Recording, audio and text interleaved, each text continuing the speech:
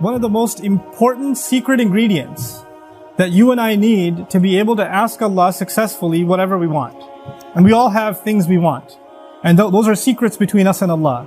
But if you're really going to be able to ask in a way that you're truly hopeful that Allah Azza wa Jal will respond to what you're asking for, there are some things that have to be in place. And one of the most important things that the Quran keeps highlighting that has to be in place is that you and I have to ask Allah to forgive us first. You have to ask Him to forgive us first. Before you ask Him anything else that you want or I want, we need to be able to genuinely ask Allah to forgive us. And I'm saying today, people ask, which dua can I make for forgiveness? Or what are the best words I can say for this dua? Or, people have duas for separate occasions. So when a woman is expecting, she'll email me or she'll come up to me and say, look, I'm going to have a baby. Which dua can I make right now? Or somebody will say, I'm going for a job interview. Which dua can I make right now? Right? It was always this, give me the special dua for the special occasion. Let me tell you, those words are important because they're sacred and they're revealed. But the dua for all occasions is actually seeking Allah's forgiveness. The dua to open up all of your problems, get rid of all of your problems. The one dua that takes care of everything is genuinely seeking Allah's forgiveness. Nuh alayhi salam invites his people, for over 9 centuries. He's doing constant da'wah to them. And at the end of that career, he looks back and he summarizes the message that he was trying to give them. Of course, he didn't have one speech with them. He didn't talk to them once or twice. Laylan wa nahara, da'awtu qawmi laylan wa nahara. Night and day. He didn't even take nights off. He's constantly inviting them.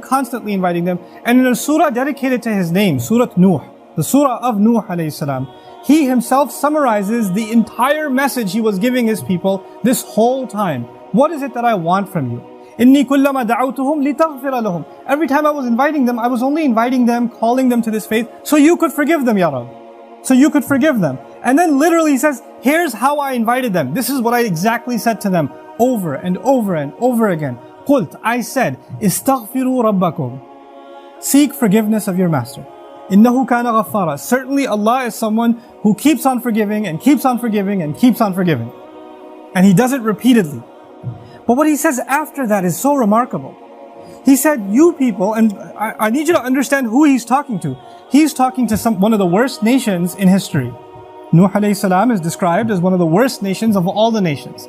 Places like Surah Al-Qamar, where Allah describes different nations, or even Surah Al-Dhariyat, Allah describes different nations of the past that rebelled against Allah, that rebelled against the prophets and were destroyed. When He gets to Nuh alayhi salam's nation, what does He say? وَقَوْمَ نُوحٍ مِّن قَبْلِ إِنَّهُمْ كَانُوا هُمْ أَظْلَمَ وَأَطْغَى. The nation of Nuh from much before, they certainly were more wrongdoing and more rebellious than everyone else. Like He has the worst condemnation of the people of Nuh. It makes sense. They had a messenger not for one generation like every other prophet. They had a prophet 3 generations, 4 generations every century. Every 2 decades there's a new generation of kids that have grown up. And he's seen that century after century after century after century. He's seen 40, 50 generations of people. And they've all rejected Him. And He's making the same invitation to all of them. So the reason I brought this up is for a purpose. He's talking to very, very bad people. He's talking to the worst of the worst. What offer does He make to them? He says, استغفروا ربكم. Seek forgiveness of your master. إنه كان غفارا. He keeps on forgiving over and over and over again. You guys have been messing up over and over again. Allah keeps forgiving over and over again. But His offer doesn't stop there. He says, يُرْسِلِ السَّمَاءَ عَلَيْكُمْ مِدْرَارًا. Yursili. It's actually Jawab al-Amr here. What that means is, if you seek His forgiveness, then Allah will open up the sky for you and it'll start pouring on you. Now that could be a reference to rain. And ironically, it's not a reference that you will get flooded. They did get flooded, right? They did get flooded, but Allah is talking about a different kind of rain now. If you seek forgiveness, that same rain that destroyed them will be the rain that brings them life. They didn't pray for rain. They didn't ask for rain. And Allah just asked them to make dua to be forgiven. But if you ask dua to be forgiven, the sky will open up and start pouring. Now Allah did not say water will pour. Allah did not say water will pour. He said the sky will pour. Because the sky has a lot more than water. The sky has forgiveness. that comes from the sky. The sky has peace, tranquility, faith, your provision, the solution to your problems. They come from the sky. He will open the floodgates, and everything held from the treasures of Allah that you haven't been getting because you haven't been seeking forgiveness is going to open up. Just ask for forgiveness. You're asking to solve problem A, problem B, problem C. There are problems you don't even know you have. Allah knows that you have them. If you and I just became genuine people of seeking forgiveness, then those problems will start getting solved by divine intervention. يُرْسِلِ السَّمَاءَ عَلَيْكُمْ مِدْرَارًا. And that's not even enough. You're asking forgiveness for who? Yourself. اسْتَغْفِرُوا رَبَّكُمْ is seek forgiveness for yourself. He says, وَيُمْدِدْكُمْ بِأَمْوَالٍ وَبَنِينَ. And He will extend you by giving you money and giving you children.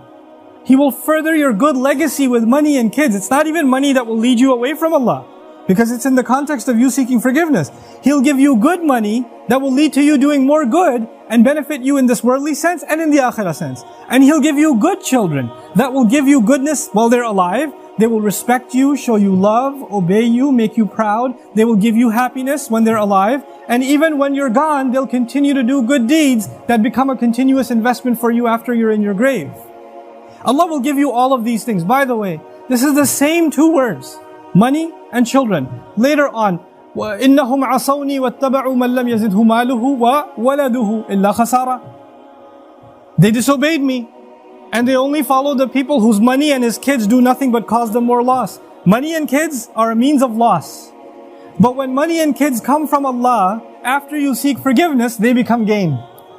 See, it's the same money and kids. It's the same money and kids. The only difference is, now they have the blessing of Allah's forgiveness on top of them. It's like they were contaminated until Allah purified them with His forgiveness. Istaghfiru rabbakum. And look, seek Allah's forgiveness. What doesn't open up? The sky opens up in ways you can't imagine.